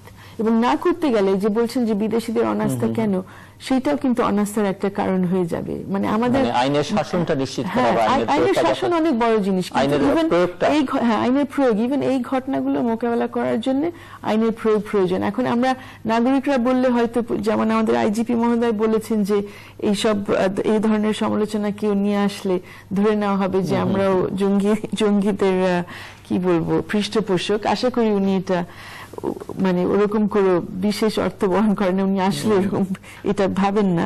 কিন্তু বিদেশিরা যদি মনে করে, আন্তর্জাতিক মহলে যদি মনে করা হয় যে না আইনের প্রয়োগ সঠিকভাবে হচ্ছে না, সেটাকে তো কিছু গুরুত্ব দেওয়া উচিত। জি, মিস্টার আব্দুল হক, আপনি বলতে চাইছিলেন যে অর্থনীতিতে কি প্রভাব পড়ছে। একটি প্রসঙ্গ যেটি আমি শুরুতে একটু উল্লেখ করেছিলাম যে হোলি আর্টিজানের ঘটনার পর থেকেই গুলশান এলাকাকে বাণিজ্যিক প্রতিষ্ঠানগুলোকে সরিয়ে দেওয়ার জন্য 11,000 প্রতিষ্ঠানকে আপনি জানেন নোটিশ দেওয়া হয়েছে। গতকালকে যেটি বললাম যে আদালতের সিদ্ধান্ত যেটি, তাতে করে কোনো বাণিজ্যিক প্রতিষ্ঠান আর থাকতে পারছে না ধানমন্ডি এলাকায়। আদালতের সিদ্ধান্তকে ডেফিনেটলি শিরোধার্য, আদালতের সম্মান জানিয়ে বলি। কিন্তু যেটা অর্থনীতির যে ব্যাপারটা অত্যন্ত গুরুত্বপূর্ণ, সেটা হচ্ছে যে সরকার যদি মনেই করেন যে সেখানে কোনো বাণিজ্যিক প্রতিষ্ঠান থাকবে না, কিন্তু সেটা তো একটা সহনীয়ভাবে করা বাঞ্ছনীয় ছিল। আপনি হাজার হাজার মানুষ এখন বেকার হয়ে যাবে, এই বিনিয়োগগুলো বা এই আবাসিক এলাকাগুলোতে এই বাণিজ্যিক প্রতিষ্ঠানগুলো দিল কারা, আসলো কি? আমি মনে করি যে সেটা প্রথমত যে কর্তৃপক্ষ দায়ী, তাদের ব্যাপারে কিন্তু কোনো কিছু করা হলো না, দায়ী করা হলো যিনি বিনিয়োগ করলেন তাকে। এখন এই মুহূর্তে যে সমস্যাগুলো দেখা দেবে সেগুলো ব্যাংকের ফাইন্যান্স, অনেকগুলো মানুষের কর্মসংস্থান, এই বিনিয়োগ টোটালি কিন্তু ম্যাক্রো ইকোনমি, সামষ্টিক অর্থনীতির অংশ। কিন্তু সেখানে কিন্তু বড় রকম একটা নেতিবাচক অবস্থা হবে, যেটা আমার মনে হয় আমরা কোনো ব্যবসায়ীরা এটা কোনো মতেই সমর্থন করি না যে ব্যবসা প্রতিষ্ঠানে চলমান কোনো ব্যবসাকে বন্ধ করে দেওয়া হোক। সেখানে ইমিডিয়েটলি বহু মানুষ কিন্তু ডিসলোকেট হয়ে যাবে, তার ফ্যামিলি আছে, তার বিনিয়োগ আছে, তো মাথা হাত দিয়ে রাস্তায় বসবে। অথবা এই জিনিসগুলোকে চিন্তা করে আদালতের আদেশের ধার্য, কিন্তু আদালতের আজকে রেখেও একটা ফেজিং আউট করা, সেখানে নিষ্ক্রান্তি হওয়ার, সেখান থেকে লোকরা চলে যে কোথায় যাবে, কিভাবে যাবে। এখানে আমি আরেকটা প্রশ্ন যোগ করে দিচ্ছি, বিশেষ করে গুলশান বনানীর ক্ষেত্রে যেটি, যে কারণে এটি করবার, যে বিদেশি নাগরিকদের নিরাপত্তার কথা, বা এখানে যেহেতু একটা ডিপ্লোম্যাটিক জোন ওই এলাকাটা, নিরাপত্তার জন্য এই কাজটি করা হচ্ছে। আমার প্রশ্ন হচ্ছে এই প্রতিষ্ঠানগুলো সরিয়ে ফেললে, বাংলাদেশের নাগরিকদের কথা বাদ দিলাম, ওই বিদেশিরা আসলে তাদের অন্যান্য কাজের জন্য কোথায় যাবেন, তার যে প্রয়োজনগুলো মেটাবার জন্য? গুলশান থেকে বাণিজ্যিক প্রতিষ্ঠান সরাবার প্রস্তাব করেছিলেন আমাদের বর্তমান উত্তর মেয়র আনিসুল হক সাহেব। তিনি বলেছিলেন এই জন্য যে আবাসিক এলাকা থাকবে, আদর্শিকভাবে সেটা সত্যি, কিন্তু এটা বহু বছর থেকে কিন্তু এগুলো হয়ে আসছে, এবং বড় বড় হোটেল পর্যন্ত সেখানে সরকার লাইসেন্স দিয়েছে, শত শত কোটি টাকা সেখানে বিনিয়োগ হয়েছে। এইভাবে তো রাতারাতি যদি আপনি এটাকে এভাবে উঠিয়ে নেন, তাহলে নিরাপত্তা কতটুকু নিশ্চিত হবে সেটা একটা প্রশ্ন। কিন্তু আমি অর্থনীতির কথা বলছি, যেখানে কিন্তু হাজার হাজার লোক আপনার কর্মসংস্থান হারাবে এবং তারা কিন্তু ইমিডিয়েটলি ডিসলোকেট হয়ে যাবে। ফলে এই জায়গাটা আমাদের জন্য খুবই আশঙ্কার বিষয়, এবং এইটা করার আগে সরকারের যে এতগুলো এজেন্সি, এতগুলো মিনিস্ট্রি আছে, তাদের চিন্তা করা উচিত আমি মনে করি। আমি বিনীতভাবে বলবো যে আপনারা চিন্তা করেন যে এরকম করে রাতারাতি না তুলে আপনারা টাইম বেঁধে দেন, সাহায্য করেন, সহায়তা করেন। কারণ এরা কি কোথায় দাঁড়াবে? এখানে যে ব্যাংকের শত শত কোটি টাকা আছে পাবলিক মানি, অথবা অর্থনীতিতে সরাসরি একটা ইফেক্ট হবে। কিন্তু তো এরকম ভাবে আর্মিরাও করতে চেয়েছিল, করে কিন্তু বদনাম হয়েছে, শেষ পর্যন্ত আর্মিকে চলে যেতে হয়েছে। আর্মিরা এই ভুলটা করেছিল, কিন্তু অন্য অনেক জায়গায় তারা করতে চেয়েছিল, তারা কিন্তু ওগুলো অনেক, এই জায়গায় ভুলটা করে তাদের অনেক ক্ষতি হয়েছিল, তারা কিন্তু আনপপুলার হয়েছিল। আমি আনপপুলার হচ্ছে বলবো যে এখানে একটা বর্তমান সরকার গণতান্ত্রিক সরকার, জনগণের সরকার বলে তারা, অত্যন্ত পপুলার পলিটিক্যাল পার্টির সরকার তারা, তো তারা তো এটাকে বিবেচনা করবেন, তাদের তো জনগণের সাথে সম্পর্ক অনেক বেশি। যে এইভাবে করলে পর কি ইম্প্যাক্ট হবে সেটা কি তারা বুঝতেছেন না। অর্থাৎ আমরা বলবো যে রাতারাতি এটা করা সাংঘাতিক প্রবণতা, এতে অনেকে উৎসাহিত হচ্ছে, কারণ এখানে অনেক রকমের অনেক বেনিফিট আছে। বাট ফরমোস্ট যে ব্যবসায়ীরা যারা বিনিয়োগ করলো, যারা ওখানে চাকরি করে, যাদের দিন গেলে সেখান থেকে পরিবার চলে, এটাও দয়া করে মানবিক কারণে, অর্থনৈতিক কারণে চিন্তা করা উচিত। সারা এই প্রসঙ্গে, হ্যাঁ, মানে আমাদের শহর যেভাবে গড়ে উঠেছে গত 30-40 বছর, আসলে অপরিকল্পিত ভাবে, এবং যেরকম আমাদের আইনের শাসনের কথা বারবার আসছে, কেন যে আইন কিন্তু আছে, যেখানে বলা আছে যে শহরে গড়ে ওঠার পেছনে কিভাবে সিদ্ধান্ত নিতে হবে, কিভাবে পরিকল্পনাগুলো করতে হবে, কোনোটাই কিন্তু করা হয়নি এত বছর ধরে। এবং আমরা দেখেছি যে বিভিন্ন সময় বিভিন্নভাবে চেষ্টা করা হয়েছে শহরকে আসল জায়গায় রাখতে, আবাসিক এলাকাগুলো সংরক্ষণ করতে।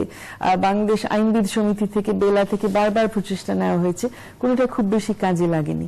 এখন এই ঘটনার প্রেক্ষিতে সরকার সরকার অবশ্যই যে টনক নড়েছে যে হ্যাঁ শহরটাকে ঠিক জায়গায় নিয়ে আসা উচিত, যেগুলো পরিকল্পনার মধ্যে বলা আছে সেইভাবে আমাদের ফিরে যেতে হবে, সেটা একদিকে আমি মনে করি খুবই ইতিবাচক একটা পদক্ষেপ।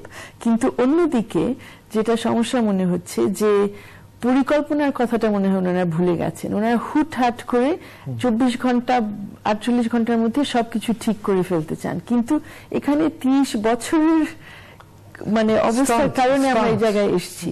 এবং আমরা অতীতেও দেখেছি, যেটা হক ভাই বললেন 2007-এও কিন্তু প্রথম 6 মাস কিন্তু এরকম করে ভাঙন চললো, তারপরে 6 মাস কিন্তু সরকার বসে বললো আচ্ছা এখন আমরা কি করব, এবং এটার জন্য সাংঘাতিক একটা প্রতিক্রিয়াও হলো। তো এখন একই অবস্থা, দুইজন মন্ত্রী বলছেন যে আমাদের সব ভাঙতে হবে, চলেন কালকে থেকে বুলডোজার লাগান, এবং আমরা দেখছি প্রতিদিন টেলিভিশন স্ক্রিনে যে বুলডোজার চলে যাচ্ছে।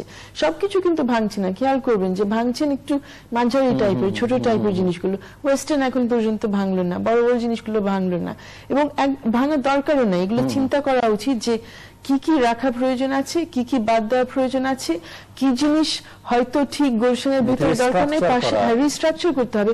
প্ল্যানিং যে দরকার, এই স্বীকৃতিটা যদি আসে তাহলে আমার মনে হয় চেঞ্জগুলো খারাপ হবে না, চেঞ্জগুলো আমাদের জন্য প্রয়োজন আছে। সব স্কুলগুলো যে ধানমন্ডি গুলশানে বসে আছে, অধিকাংশ স্কুলগুলোতে খেলার মাঠ নাই। আইনে কিন্তু 60-এর দশকের আইনে ক্লিয়ারলি বলা আছে যে স্কুল থাকলে স্কুলের মধ্যে এই মাপের মাঠ লাগবে, এত আলো বাতাস লাগবে।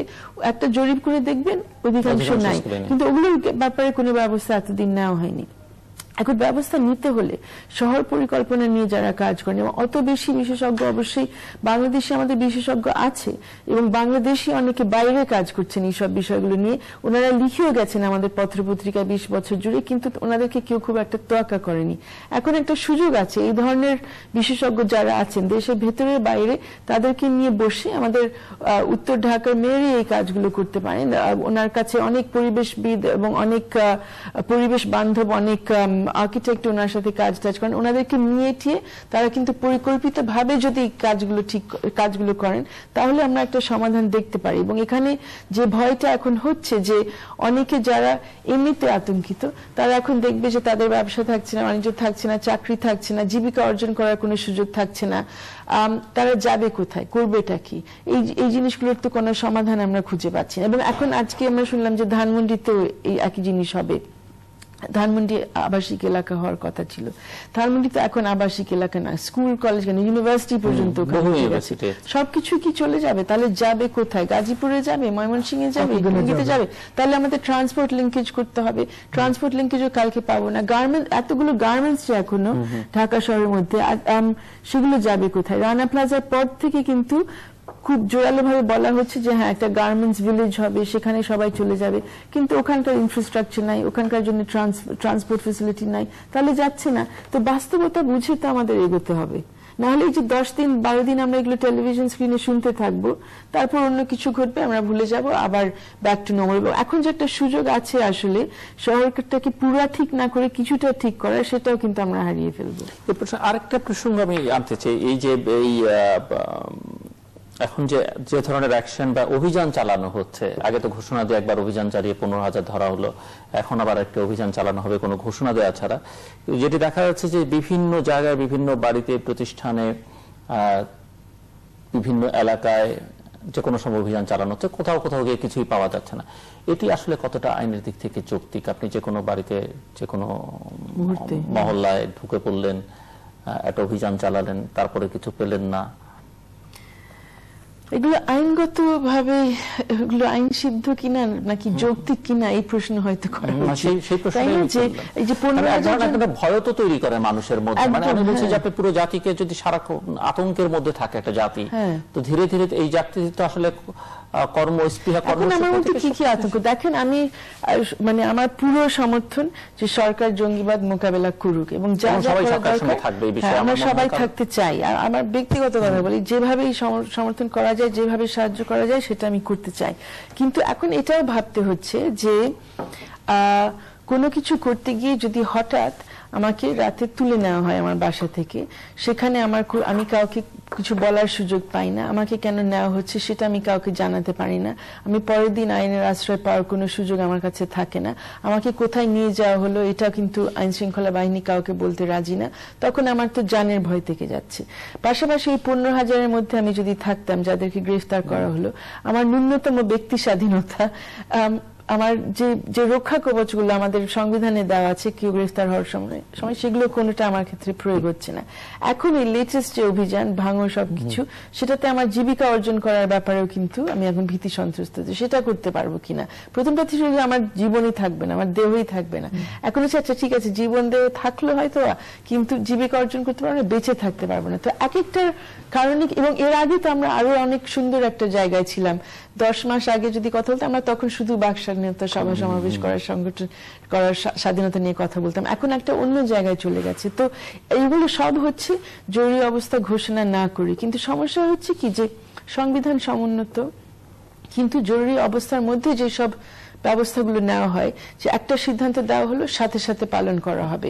এখানে কোনো নোটিশ কারো কাছে যাচ্ছে না, কারো কোনো সুযোগ থাকছে না বলার যে না আসলে আমি জঙ্গি না, আমি অপরাধী না, আমি কোনো কিছু করিনি, আমার কথাটা আগে শুনেন। এই সুযোগগুলো তো এখানে কোথাও থাকছে না। যে ঘর বাড়ি যে ভাঙা হচ্ছে সেখানে তো একটা সুযোগ থাকবে বলার যে আমার ঘর বা আমার বাড়ি, আমার দোকান এইভাবে তুলে নেওয়া হয়েছিল, এই অবস্থায় রাজুকের কাছ থেকে আমি এই কাগজ পেয়েছি, ওগুলো তুলিয়ে দেখেন, তারপর সিদ্ধান্ত নিয়ে নেন কি করবেন। সেটা যদি না থাকে, এবং সেটাই তো একটা বেসিস আইনের, যে একটা কারণের ভিত্তিতে সবকিছু হবে। শুধু আপনার ভালো মনে হলো, আমার একটা মর্জি হলো সেভাবে না, একটা কারণ দিব, সেই কারণটা আসলে যৌক্তিক কিনা সেটা বিবেচনা করা হবে, সেটার ভিত্তিতে একটা সিদ্ধান্ত হবে। এই বেসিক জিনিসটা যখন না থাকে, তখন আমরা আসলে আইনের শাসন থেকে অন্য একটা জায়গায় চলে যাচ্ছি। কিছু খারাপ লোক ধরতে গেলে বা কিছু খারাপ লোকের বিরুদ্ধে ব্যবস্থা নিতে গেলে তার মধ্যে কিছু ভালো লোক পড়তেই পারে, যেহেতু সমস্যাটা এত বড়। তো সেটা তো আইনের শাসনের একদম বিপরীত ব্যাপার। আইনের শাসনের বেসিক জিনিস হচ্ছে যে everyone shall be presumed innocent। আপনি ধরে নিতে পারবেন না আমি অপরাধী, আপনি ধরে নিবেন যে আমি নিরপরাধী, তার ভিত্তিতে আপনি এগোবেন। এখন আমি এটা যদি উল্টাই দিই, তাহলে আমি জানি না কোন সিস্টেমের মধ্যে আমরা থাকছি। আসছে আবার আপনার কাছে মিস্টার আব্দুল হক। আমি শুনছিলাম চমৎকার করে বলছিলেন ফান্ডামেন্টাল। ডেফিনেটলি আপনার, আমার মনে হয় আমাদের সরকার যে সন্ত্রাসের ব্যাপারে জিরো টলারেন্স দেখাতে চাচ্ছেন, সেটা কিন্তু কোনো মানুষই তার বিরুদ্ধে না।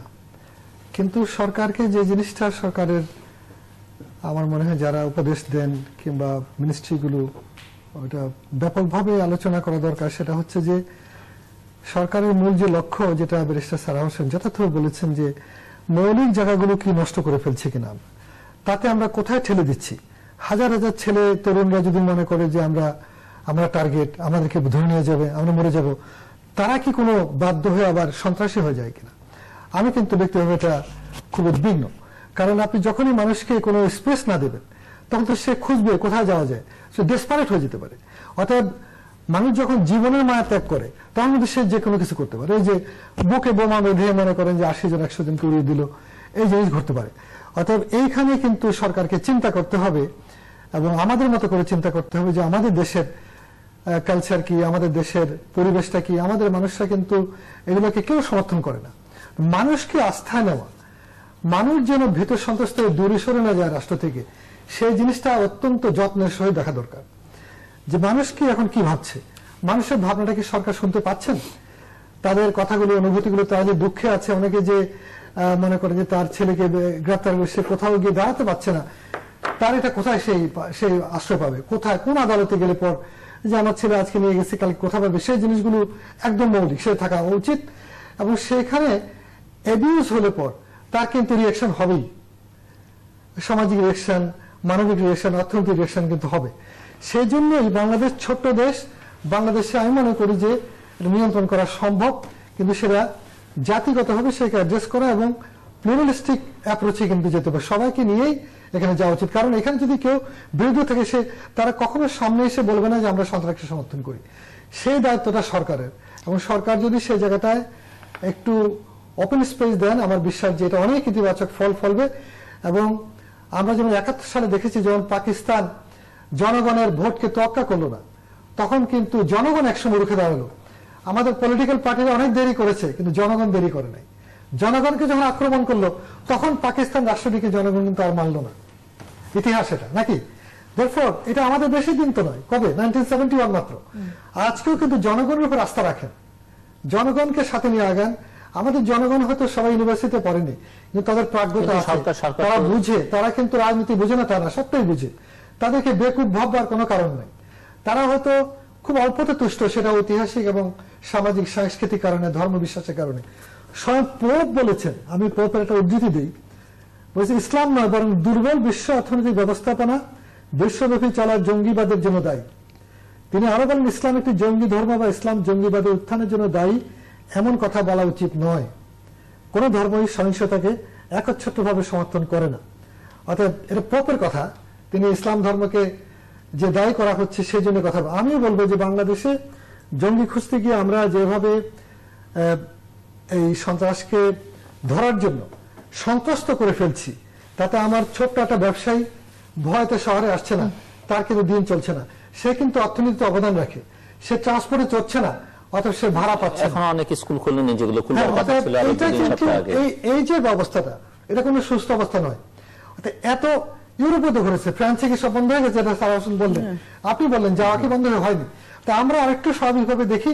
আমার বিশ্বাস যদি সরকার, একটা গণতান্ত্রিক সরকার, গণতান্ত্রিক মানুষে মানবাধিকারকে সামনে রেখে এবং এই জিনিসগুলো অ্যাডজাস্ট করা হয়, জনগণকে সাথে নেওয়া হয়, সারা দেশের সকল ধর্মের, সকল বর্ণের, সকল গোত্রের এবং সকল পেশাজীবী মানুষকে নেওয়া হয়, তাহলে বাংলাদেশ অনেক সফলভাবে জঙ্গিবাদ মোকাবেলা করতে পারবে। বাংলাদেশের জঙ্গিবাদ সে করে যেতে পারবে না। এই ছেলেদেরকে প্রলোভন দেখে নেওয়া হচ্ছে যারা নতুন কিছু করতে চায়, নতুন চিন্তা করে, যারা হতাশ, দেশে পরিবেশ পাচ্ছে না, তাদেরকে যদি আমরা জীবিত ধরতে পারতাম তাহলে উচিত ছিল তাকে গবেষণা করা।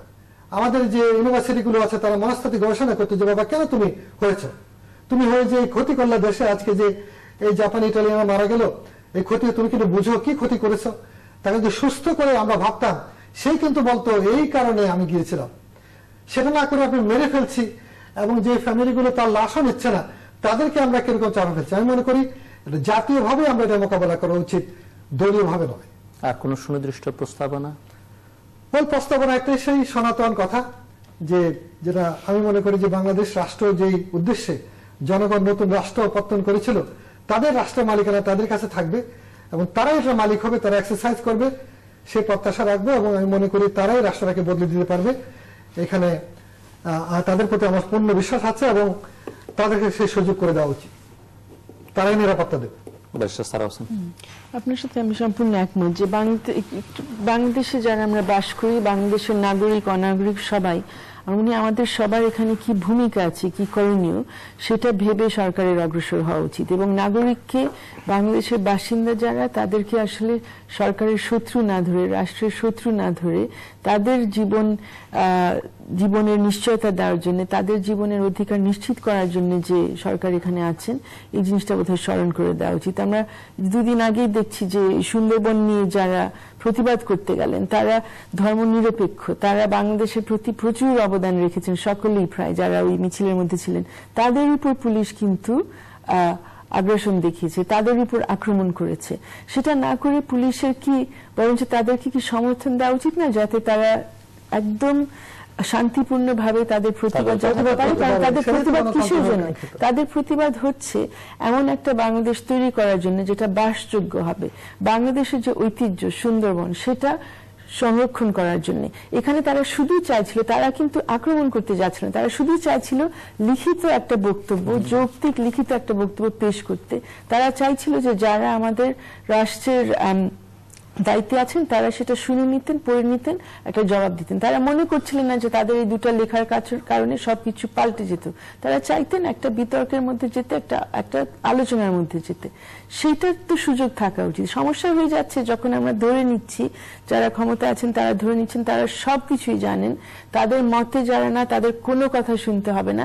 এবং যে আইন প্রয়োগকারীর বাহিনীর আসলে সময় নাই এখন সবকিছু মোকাবেলা করতে, আমাদের তো এত রিসোর্সও নাই, তাদেরকে এইসব জায়গায় ঠেলে আসল যে কাজগুলো করা দরকার সেখানে তারা ঠিক মতো কাজ করতে পারছে না। সেটার জন্য আমার মনে হয় যে আমরা সবাইকে নিয়ে কিভাবে এই সমস্যাটা মোকাবেলা করব, কি করে আমরা শুধু জঙ্গিবাদ শেষ করব না, মৌলবাদের উত্থান আমরা রোধ করব, এবং কি করে যে বাংলাদেশের জন্য আপনারা যুদ্ধ করেছিলেন একটা ধর্মনিরপেক্ষ বাংলাদেশ, যেখানে সবার সমান অধিকার নিশ্চিত করা হবে, সবার প্রতি শ্রদ্ধা রাখা হবে, সেটার জন্য আমরা কিভাবে কাজ করতে পারি, সেটার জন্য শুধু মানববন্ধন একদিন না করে একজন আরেকজনের হাত ধরবো, একজন আরেকজনের সাথে কথা বলার চেষ্টা করব। আপনি কেন আমার বিপরীত একটা ধারণা আপনি অনুসরণ করছেন সেটা আমি বোঝার চেষ্টা করব। এইদিকে আমাদের অগ্রসর হতেই হবে যদি সুস্থভাবে আমরা এগোতে চাই। দর্শক, অনুষ্ঠানের শেষ প্রান্তে আমরা তৃতীয় মত সম্পর্কে